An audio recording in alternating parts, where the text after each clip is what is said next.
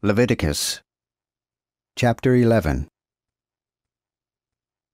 After the Lord spake to Moses and to Aaron, saying unto them, Speak unto the children of Israel, and say, These are the beasts which ye shall eat among all the beasts that are on the earth. Whatsoever parteth the hoof, and is cloven-footed, and cheweth the cud, among the beasts, that shall ye eat. But of them that chew the cud, or divide the hoof only, of them ye shall not eat. As the camel, because he cheweth the cud, and divideth not the hoof, he shall be unclean unto you. Likewise the coney, because he cheweth the cud, and divideth not the hoof, he shall be unclean to you. Also the hare, because he cheweth the cud, and divideth not the hoof, he shall be unclean to you. And the swine, because he parteth the hoof, and is cloven-footed, but cheweth not the cud, he shall be unclean to you. Of their flesh shall ye not eat, and their carcass shall ye not touch, for they shall be unclean to you. These shall ye eat of all that are in the waters. Whatsoever hath fins and scales in the waters, in the seas or in the rivers, them shall ye eat. But all that have not fins nor scales in the seas or in the rivers, of all that moveth in the waters, and of all living things that are in the waters, they shall be an abomination unto you. They, I say, shall be an abomination to you. Ye shall not eat of their flesh, but shall abhor their carcass. Whatsoever hath not fins nor scales in the waters, that shall be abomination unto you. These shall ye have also an abomination among the fowls. They shall not be eaten, for they are an abomination: the eagle, and the goshawk, and the osprey, also the vulture, and the kite after his kind, also the ravens after their kind, the ostrich also, and the night crow, and the seamew, and the hawk after his kind, the little owl also, and the cormorant, and the great owl, also the red shank, and the pelican, and the swan, the stork also, the heron after his kind, and the lapwing, and the bat. Also every fowl that creepeth and goeth upon all four, such shall be an abomination unto you.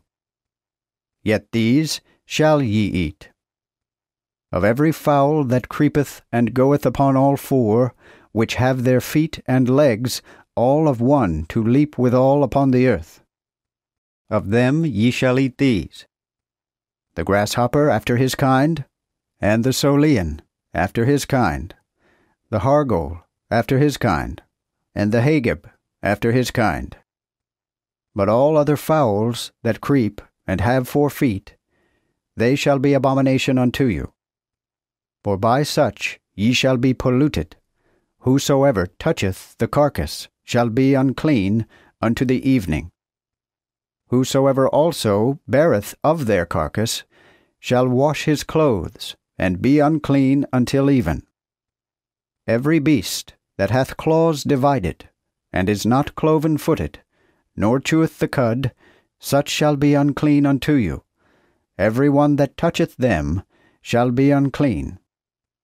And whatsoever goeth upon his paws among all manner beasts that goeth on all 4, such shall be unclean unto you. Whoso doth touch their carcass shall be unclean until the even. And he that beareth their carcass shall wash his clothes, and be unclean until the even, for such shall be unclean unto you. Also these shall be unclean to you among the things that creep and move upon the earth: the weasel, and the mouse, and the frog after his kind, also the rat, and the lizard, and the chameleon, and the stelio, and the mole. These shall be unclean to you among all that creep. Whosoever doth touch them shall be unclean until the even. Also Whatsoever any of the dead carcasses of them doth fall upon shall be unclean, whether it be vessel of wood, or raiment, or skin, or sack. Whatsoever vessel it be that is occupied, it shall be put in the water as unclean until the even, and so be purified. But every earthen vessel, wherein any of them falleth, whatsoever is within it shall be unclean, and ye shall break it. All meat also that shall be eaten, if any such water come upon it, shall be unclean. And all drink that shall be drunk in all such vessels shall be unclean. And everything that their carcass fall upon shall be unclean. The furnace or the pot shall be broken, for they are unclean, and shall be unclean unto you. Yet the fountains and wells, where there is plenty of water, shall be clean, but that which toucheth their carcasses shall be unclean. And if there fall of the dead carcass upon any seed, which useth to be sown, it shall be unclean. But if any water be poured upon the seed, and there fall of the dead carcass thereon, it shall be unclean unto you. If also any beast, whereof ye may eat, die, he that toucheth the carcass thereof shall be unclean until the even. And he that eateth of the carcass of it shall wash his clothes, and be unclean until the even.